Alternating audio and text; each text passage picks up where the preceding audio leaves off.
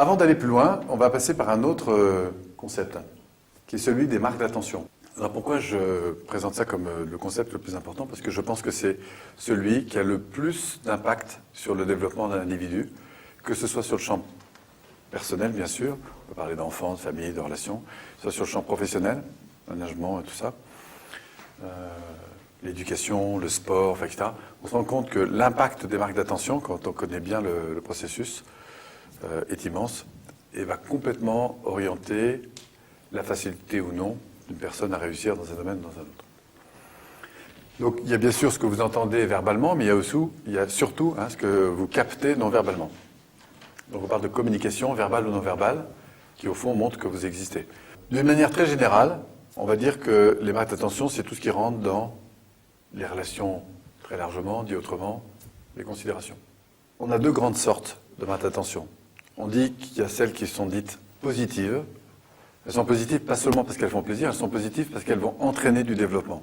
Elles sont dites négatives parce qu'elles vont limiter le développement. C'est-à-dire qu'elles vont entraîner du doute. Il y en a qui ont déjà travaillé avec les marques d'attention. Tu aurais un exemple? Oui.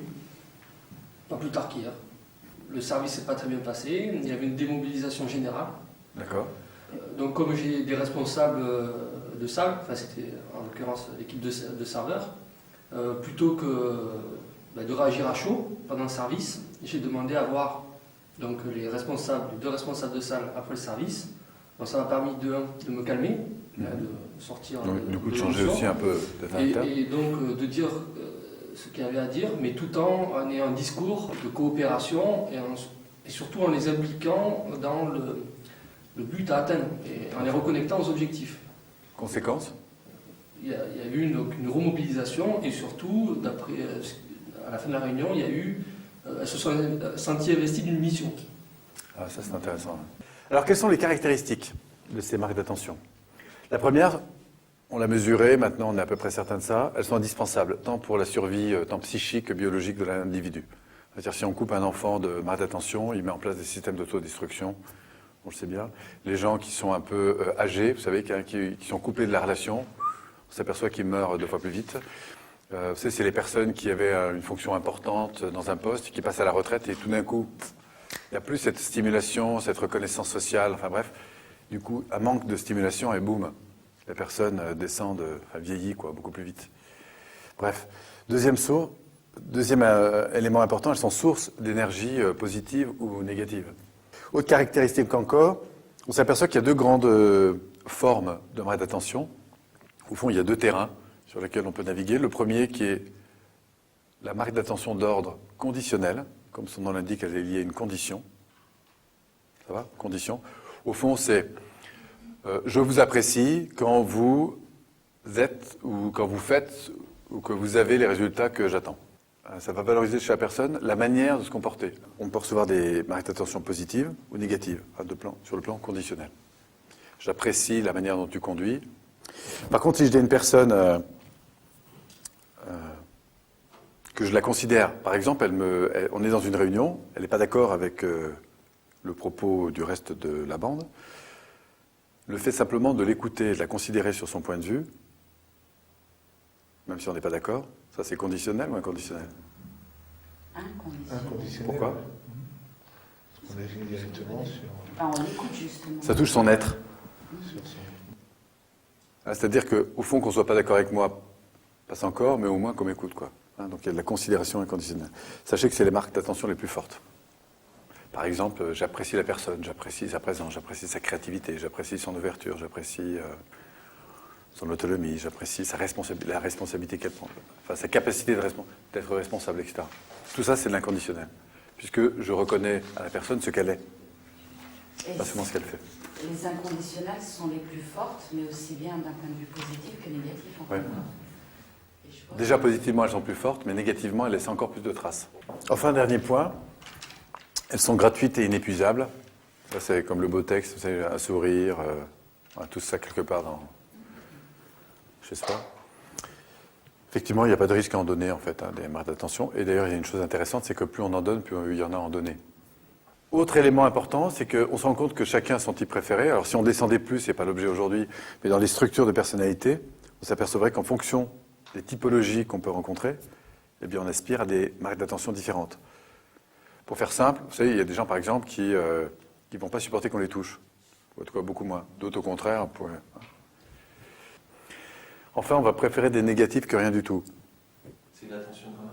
Eh oui, c'est une attention. C'est ce qui fait un peu parfois la difficulté dans nos quartiers difficiles. C'est-à-dire que trêve d'être reconnu pour ce qu'on construit, on va l'être au moins pour ce qu'on détruit.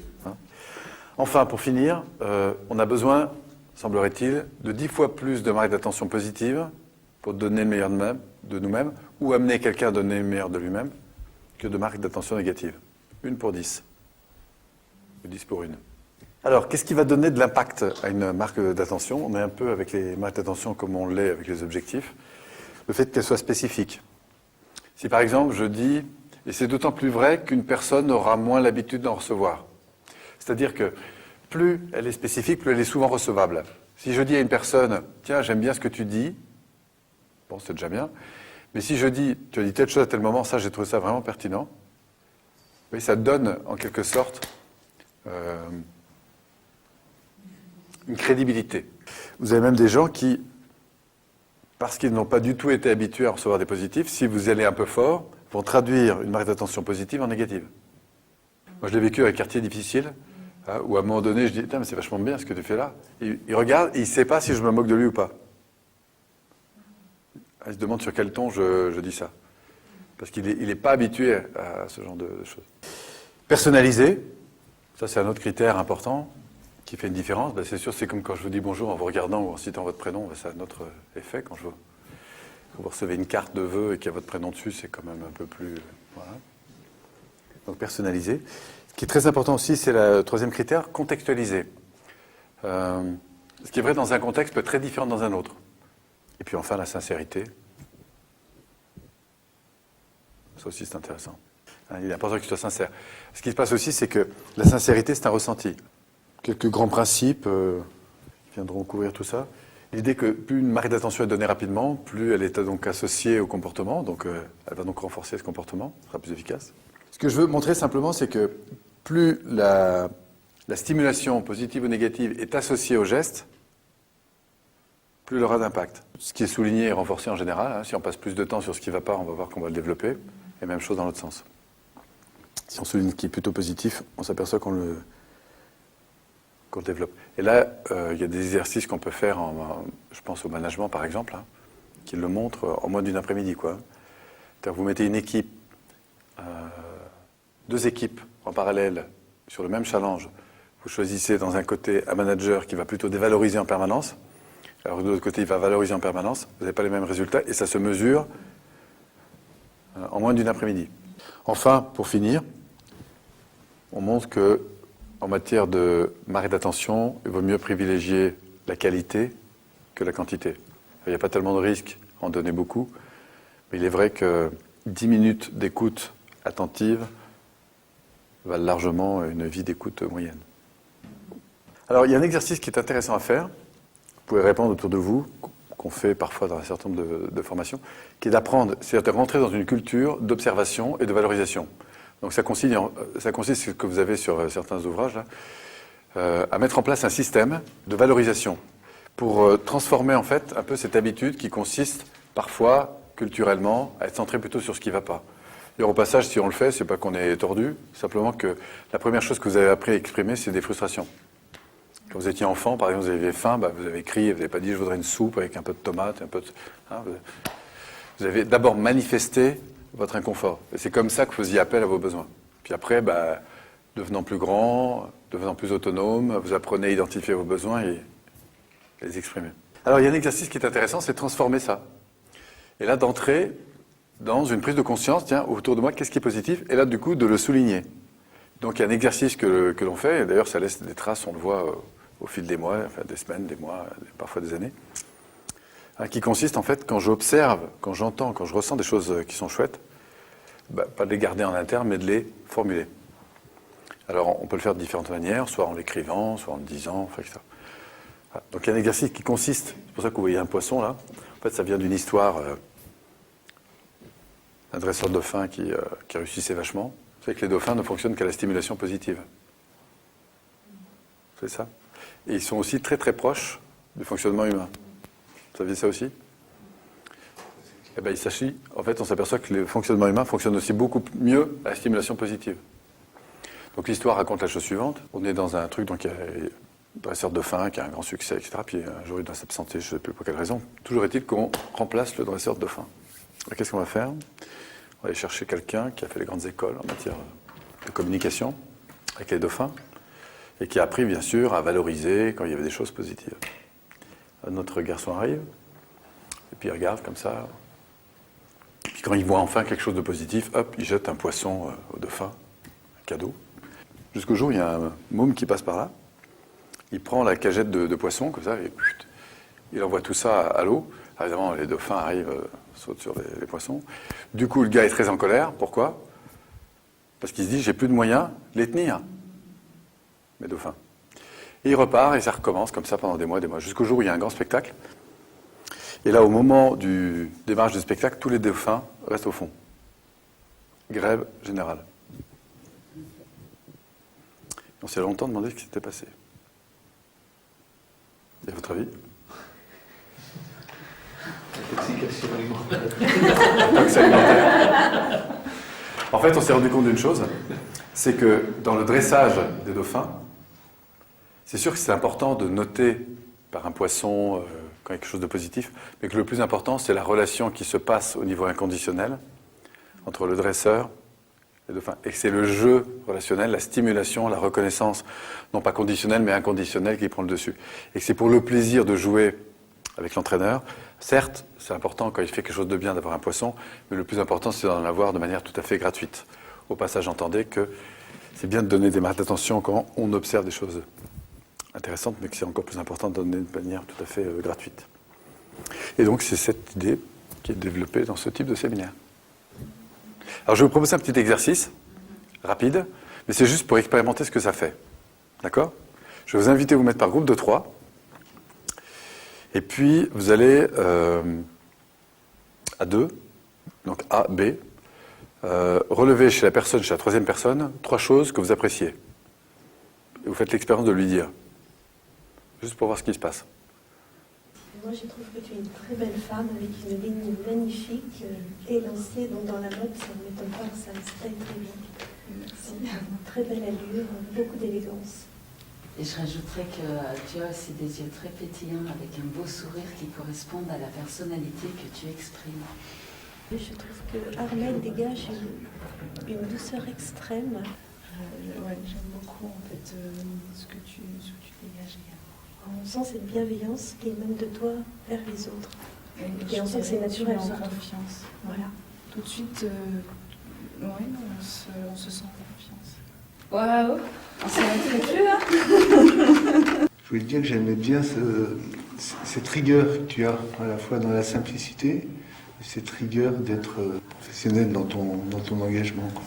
Moi, ce qui m'impressionne chez toi, vraiment, c'est ton charisme. Et je dirais, et en même temps, cette simplicité dans cette rigueur. Et puis je dirais aussi ce don que tu as de vouloir transmettre. Donc je te remercie de donner aussi facilement et avec cette générosité. Voilà, pour toi, Guy-François, j'avoue que cette simplicité et cette joie de vivre qui dégage de toi, et ce que tu fais, parce que tu le fais aussi par générosité, par amour de vouloir transmettre en tout cas des passions, et j'aime les gens passionnés. Jean-Pierre, on se rencontre là pour la première fois lors de cette formation, et ce qui vraiment m'a touché chez toi, c'est ton sourire. C'est un sourire fabuleux, voilà, qui est vraiment ta valeur, quoi, vraiment ton point fort, quoi. Et puis en même temps, ce côté simple, puisque je sais que tu es un sportif de haut niveau, qui a quand même été performant dans pas mal de disciplines, et que malgré tout, tu gardes cette simplicité, et ça me touche beaucoup aussi, ça. Ouais. Moi, ce que je voulais vous dire à tous les deux, ce que j'apprécie énormément chez vous, c'est votre humour. et que j'apprécie énormément votre contact. C'est un point commun que vous avez tous les deux. Toi, Jean-Pierre, je te le redis, encore une fois, ce qui m'impressionne, c'est cette énergie et cette aisance que tu as, cette prestance là, que j'apprécie et qui me touche énormément. Ça me fait chaud au cœur, en tout cas, de te voir à chaque fois. Et toi, Guy François, c'est véritablement cet humour-là que tu fais passer, ce contact. Tu as une certaine manière de détendre l'atmosphère. On va passer un très très bon moment à ton contact. Merci. Bien, Super, merci. Bien pour la photo. On se saute dessus tout de suite ou... Quand je fais faire ce genre d'exercice, je sens qu'on est monté d'un niveau au niveau de l'énergie du groupe. Je ressens ça aussi quand on travaille sur les valeurs. Quand les gens s'écoutent sur des choses importantes, une espèce de considération, une reconnaissance de l'autre sur ce qui est important. Alors si on revient justement sur ce ressenti particulier, qu'est-ce que vous diriez par rapport à ça? On grandit et en même temps l'autre ça le fait grandir parce qu'il a le plaisir aussi d'avoir dit quelque chose qui... Donc ça, en fait c'est un cercle vicieux, enfin positif quoi. Ça, c'est un côté nourricier pour les deux personnes. Ouais. Tout à fait. Du coup, mon niveau d'être monte, et ma capacité à donner s'amplifie aussi. Et puis la reconnaissance de ce que je peux donner à l'autre, ne serait-ce que de la présence par exemple, c'est aussi extrêmement gratifiant. En plus, là, nous sommes tous à peu près logés à la même enseigne. Je veux dire par là qu'il n'y a pas de responsable de l'un par rapport à l'autre, il n'y a pas que parents.